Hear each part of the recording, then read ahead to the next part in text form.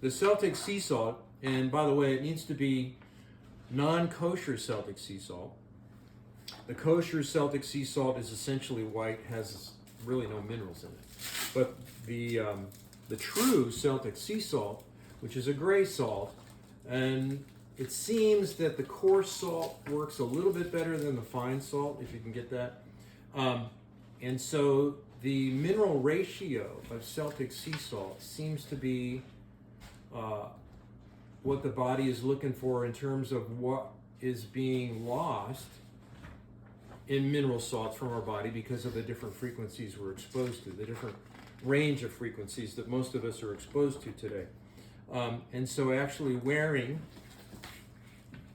a small packet of this stuff, the Celtic Sea Salt, I literally just put it in my coin pocket on my jeans so that it's literally basically in my body field, up against my body, and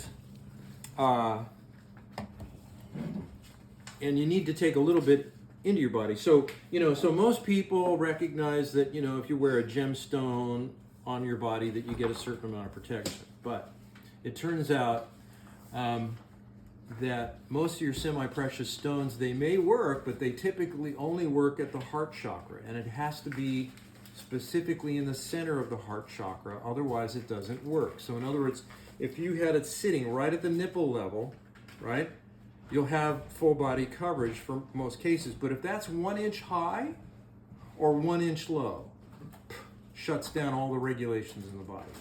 But the Celtic Sea Salt, you can literally put this anywhere on your body and you'll have full protection from those particular frequencies that are depleting us of those mineral salts. All right. Yeah.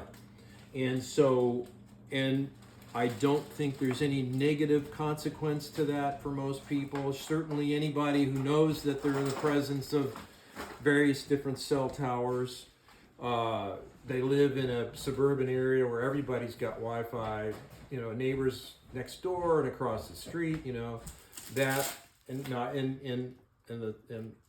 the smart meter I'm not too sure about in terms of what kind of protection the salt has with that, but I do know it has some protection with Wi-Fi and certainly with the 4 and 5G category stuff.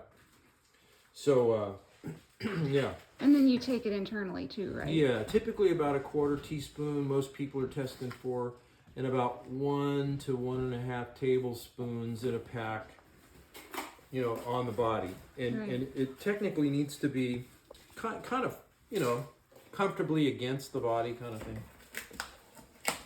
So for people that don't know how to test, you do that, right? Over phone? Right.